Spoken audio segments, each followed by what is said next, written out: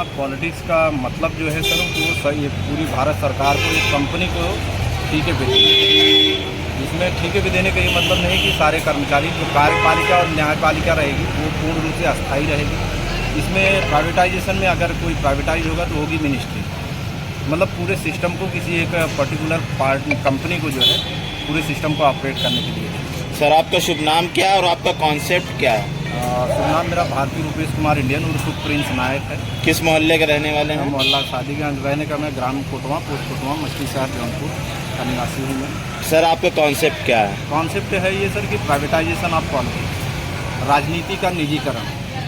जिस तरीके से आम जनता बार बार धोखे का शिकार होती है, वादा खिलाफी का शिकार होती है, तो इन सारे विषयों को मद्देनज़र रखते हुए एक बहुत गहन विचार की बात जो है इस कॉन्सेप्ट को अमली जामा पहनाने के लिए मैंने जो है एक प्रारूप तैयार किया जिसका नाम मैंने दिया प्राइवेटाइजेशन ऑफ पॉलिटिक्स। और ये पूर्ण रूप से व्यवस्था से जो पीड़ित लोग, जो लोकतंत्र का एक मूल होता है कि सार्वजनिक रूप से हर आम आदमी को व्यवस्था का जो है सहयोग मिलना चाहिए किसी भी समय में।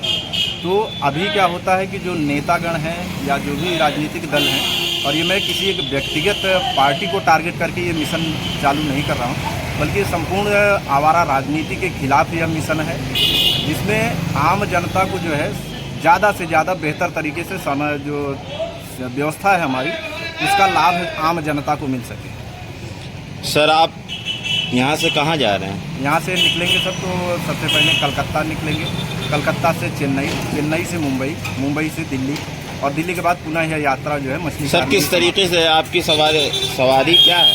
सवारी सर मोटरसाइकिल है। मोटरसाइकिल से आप कलकत्ता जाएंगे? कलकत्ता मोटरसाइकिल से ही कलकत्ता, और कलकत्ता से चेन्नई, चेन्नई से मुंबई, मुंबई से दिल्ली के लिए जो है मैं निकलूँगा। कितने दिन का सफ़र है सर ये? हाँ एक सर अगर अमूमन मान के चलें तो 10 से 12 दिन का ये यात्रा होगी।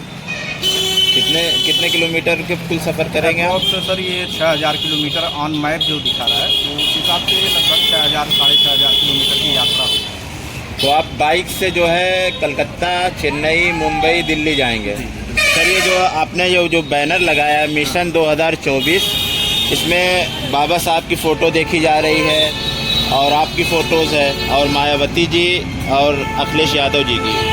सर दोनों फ़ोटो क्यों लगी है, मायावती जी और अखिलेश जी की? इस पर आप क्या कहना चाहेंगे? देखिए सर ये जो कॉन्सेप्ट है, इस कॉन्सेप्ट में जिस तरीके से राष्ट्रपति शासित जहाँ पे जो है प्रेसिडेंशियल रूल चलता है वहाँ पे बेसिकली 2 ही पार्टियों का प्रोविज़न होता है, प्रावधान होता है। उसी हिसाब से मेरे इस प्राइवेटाइजेशन ऑफ पॉलिटिक्स में भी 2 ही पार्टियों का प्रावधान है। इस प्रोविज़न के तहत मुझे 2 राष्ट्रीय पार्टियां चाहिए जिस तरीके से इस पूरे कॉन्सेप्ट को जो इम्प्लीमेंट किया जा सके। इसको अमल में लाने के लिए मुझे 2 राजनीतिक पार्टियों की आवश्यकता पड़ेगी। और श्रद्धेय नेताजी बहन मायावती जी, नेता तो सब हैं हमारे लिए, और लेकिन जो है श्रद्धेय नेताजी और बहन मायावती जी मेरे लिए इमोशन है, मेरे लिए एक भावना के रूप में है।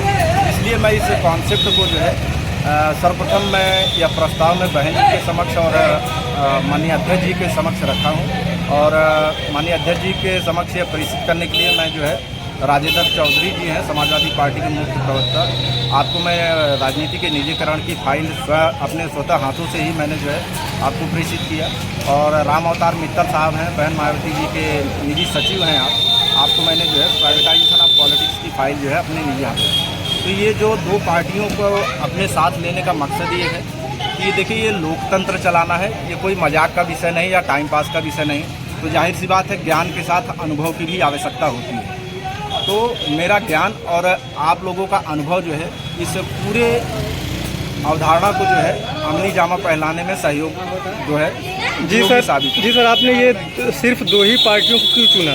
देखिए जितनी ज़्यादा अभी अपने देश की एक दुर्भाग्य है कि जितनी जातियाँ उतनी पार्टियाँ हो चुकी हैं, और लोग एक छोटे छोटे टुकड़ों में दल बनाकर लोकतंत्र की दलाली करते हैं, जो एक कटु सत्य है। इससे आप जो है चेहरा छुपा सकते हैं लेकिन इस सच्चाई को नहीं छुपा सकते। प्राइवेटाइजेशन ऑफ पॉलिटिक्स का मुख्य उद्देश्य क्या है? मुख्य उद्देश्य ये है कि आम जनमानस जिसका लोकतंत्र से धीरे धीरे मोह भंग होता जा रहा है, ऐसे लोगों को पुनः जो है लोकतंत्र में उनका विश्वास स्थापित करना, और उनको जो है जो एक टैक्स वो पे करते हैं, उस टैक्स के बदले में उनको न्याय, निर्माण, शासन, सुख सुविधा और समाधान अपनी जो है लोकतांत्रिक व्यवस्था के माध्यम से उनको प्रदत्त किया जाना चाहिए। इसलिए जो है ये प्राइवेटाइजेशन का जो कॉन्सेप्ट है ये मार्केट में मैं ला रहा हूँ। आज जो आप यात्रा यहाँ मछली शहर जंगई तिराहे से आप करने जा रहे हैं कोलकाता के लिए, चेन्नई के लिए, तो आपकी यात्रा में आपके साथ कौन कौन लोग हैं? मैं इस यात्रा को अकेले कर रहा हूँ। बाकी शहर में जो है इस पूरे कार्यक्रम को आयोजित करने वाले इस यात्रा का स्वागत करने के लिए डेमोक्रेटिक पार्टी ऑफ इंडिया जो कि प्रस्तावित है, Republican Party of India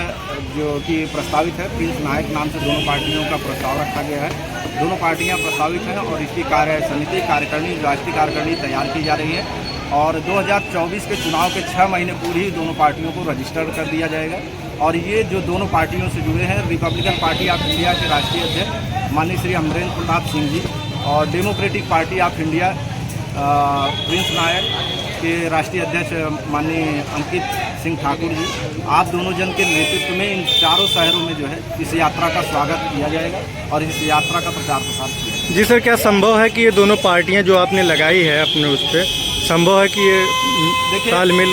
Bahujan Samaj party और समाजवादी पार्टी, मैं एक बहुजन हूँ और जिस जाति, हालांकि मैं एक पॉलिटिक्स के निजीकरण पे बात कर रहा हूँ, तो यहाँ जाति और धर्म, क्षेत्र, धन, बाहुबल के समीकरण से हट के मुझे बात करना चाहिए। लेकिन इन दोनों पार्टियों से एक इमोशनल अटैचमेंट है मेरा, एक भावनात्मक जो है जुड़ाव है। इसलिए मैं सबसे पहले यह प्रस्ताव माननीय राष्ट्रीय अध्यक्ष समाजवादी पार्टी श्री अखिलेश यादव जी के समक्ष रखा और इस अवधारणा का जो है माननीय राष्ट्रीय अध्यक्ष बहुजन समाज पार्टी सुश्री बहन मायावती जी के समक्ष इस प्रस्ताव को मैं रखा कि एक आप ही के बीच का अपना बच्चा जो है कुछ नए टूल के साथ राजनीति में प्रवेश कर रहा है और आपसे कुछ सहयोग की उम्मीद कर रहा है।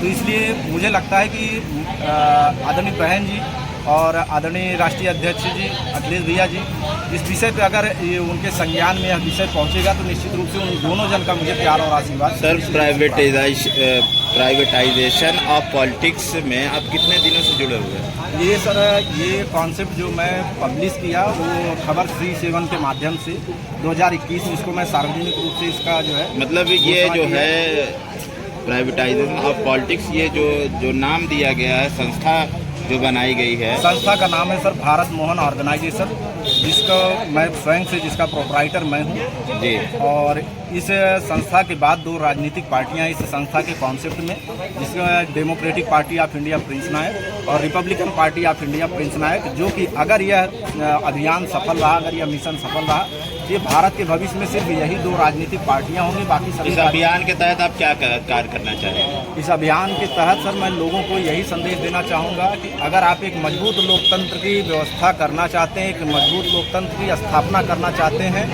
तो निश्चित रूप से अब राजनीति को समाज सेवा से बाहर निकालकर इसको जो है व्यापारिक रूप देने की आवश्यकता है। क्योंकि एक हमारे यहाँ भोजपुरी में कहावत कही जाती है, भूखे भजन न होए गोपाला लैला अपन कंठी माला। तो भूखे भजन नहीं होता है, फिर आप कंठी माला सब भगवान को दे दीजिए, भगवान अपनी कंठी माला रखें। तो जाहिर सी बात है आप इस भ्रम से दूर होइए कि कोई आपके लिए सेवा, समर्पण और त्याग की भावना से आपके लिए कुछ करने वाला है। अगर कोई भी राजनीतिक दल एक 50,000 60,000 करोड़ रुपए का इन्वेस्टमेंट करके अगर वो सत्ता में आएगी तो निश्चित रूप से वो आपके हित में कार्य नहीं करने वाली है। आपको फिर किसी न किसी माध्यम की ज़रूरत पड़ेगी और जो भी किसी भी सरकार की जो है पक्षधर हैं उनको भी इस बात को समझाना चाहता हूं कि क्या किसी आम आदमी की अगर कोई भी व्यवस्था से पीड़ित है और व्यवस्था से उसकी कोई शिकायत है तो बगैर किसी घूसखोरी या बगैर किसी जो है करप्शन के आप उसका कोई कार्य करवा नहीं सकते, जो एक कटु सत्य है। और मैं समझता हूं कि अगर इन सारी तकलीफ़ों से लोगों को बाहर आनी है तो मेरी संस्था का सहयोग, मेरी संस्था की सर्विसेज लेनी चाहिए। यही सारी चीज़ें जो मैं आम जनता को कहना चाहूँ। जी सर, आपकी उम्र कितनी होगी? उम्र सर मेरी 29 साल है, मैं 30वें साल में प्रवेश कर चुका हूँ। 13/5/1995 मेरी डेट ऑफ बर्थ है और इस कॉन्सेप्ट में मैं लगभग 12 साढ़े 12 साल जो है गहन विचार विमर्श करने के बाद इस कॉन्सेप्ट को मैं सार्वजनिक किया और मैं समझता हूँ कि लोगों का प्यार और आशीर्वाद निश्चित रूप से मेरी संस्था को प्राप्त है। बहुत बहुत शुक्रिया।